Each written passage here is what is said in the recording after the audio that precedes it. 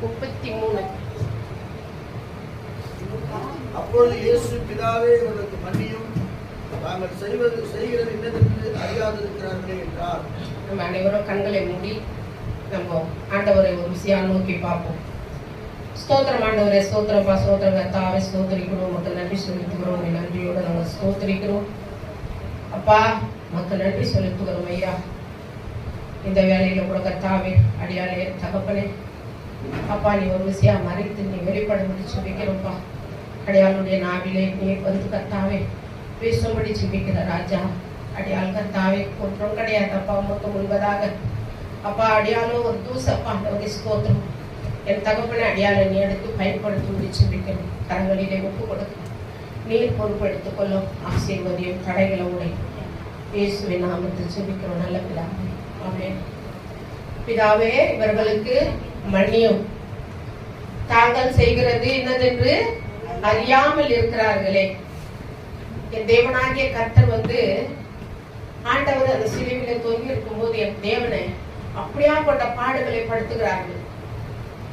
படுத்தும் போது என் தேவன் என்ன செய்கிறாருன்னா, எல்லாரையும், உங்களையும் என்னையும், இன்னும் இந்த உலகத்துல ஆண்டவரை ஏற்றுக்கொள்ளாத இருக்கிற ஜனங்களையும் என் தேவன் இன்னமும் மன்னிக்க தேவன் மனது உள்ளவராயிருக்கிறார். ஏன்னா நம்ம வந்து ஒரே ஒரு தகுதியும் கிடையாது நம்மளுக்கு. ஆண்டவராக இயேசு கிறிஸ்து பட்ட பாடுகள் கொஞ்சம் நெஞ்சம் அல்ல. ஆனால என் தேவன் நம்மள இந்த நாளிலே இந்த இடத்துல நம்மளுடைய குற்றம் குறைகளை எல்லாவற்றையும் நம்ம செய்த பாவங்களை ஒருவரை பார்த்து நம்ம பேசுற வார்த்தை கூட ஒரு பாவம் தான். அடுத்தவங்களை குறிச்சு நம்மளுக்கு பேசுறதுக்கு உரிமையே கிடையாது. என் தேவன் எல்லாவற்றையும் நம்மளுக்காக அந்த சிலுவையில தொங்கி எல்லாவற்றையும் நம்மளுக்காக பாடுகளை அனுபவிச்சார்.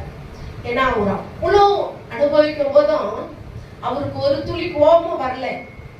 ஏன்னா நம்ம என்ன பண்ணுவோம்னா, ஒருத்தர் நம்மள ஏதாவது ஒரு சொன்னா உடனே நம்ம என்ன செய்வோம், ஏன் என்ன இப்படி சொல்றீங்கன்னு சொல்லி நம்ம கோபமா என்ன பண்ணுவாங்கள கடிந்து கொள்ளுவோம். ஆனா என் தேவனாகிய கர்த்தரோ, என் பரிசுத்த ஆவியானவரோ நம்மள வந்து கடிந்து கொள்ளல. அவர் அவ்வளவு பாடுகள் அனுபவிக்கும் போதும், பிதாவே, இவர்களை மன்னியும். அப்போ பிதாவின் இடத்துல நம்மளுக்காக அவர் என்ன பண்றார், நான் பரிந்து பேசுகிறார். அன்னைக்கு அவர் ஜீவனை விடும் போது பணிந்து பேசுகிற தேவன் இன்னமும் நம்மளுக்காக அவர் என்ன பண்றார், நான் ஒவ்வொரு நிமிடமும் ஒவ்வொரு நாளும் நம்மளுக்காக அவர் இடத்துல பணிந்து பேசுகிறார். அப்போ நம்மளும் என்ன பண்ணோம்னா, அடுத்தவங்க செய்கிற ஒவ்வொரு பாவங்களையும் குற்றங்களையும் குறைகளையும் நம்ம மன்னிக்க மனசு உள்ளவர்களா இருக்கணும்.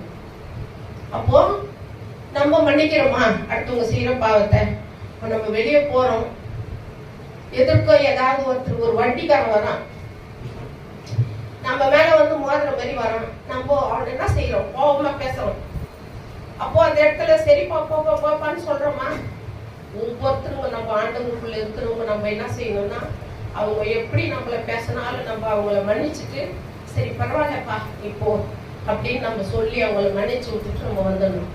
அப்போ நம்மளுக்குள்ள அப்போ அவங்க என்ன நினைப்பாங்கன்னா, ஒரு ஜாதி மக்கள் நம்மள என்ன நினைப்பாங்க, நம்ம ஆண்டவருக்குள்ள இருக்கிறாங்க பத்தியா, நம்மள அவங்க மன்னிக்கிறாங்க. அது போல நம்மளும் என்ன பண்ணோம், மாறணும்.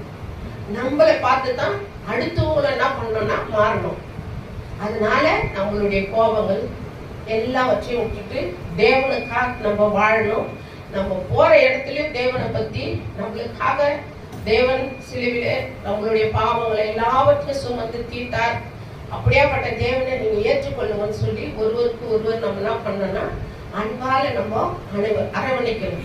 என் தேவன் எப்படி நம்மளை அரவணைச்சாரு அதே போல அவங்களையே நம்ம மன்னிக்கணும், அரவணைக்கணும். கர்த்தர் தாமே இந்த வசனங்களை ஆசீர்வதிப்பாராங்க.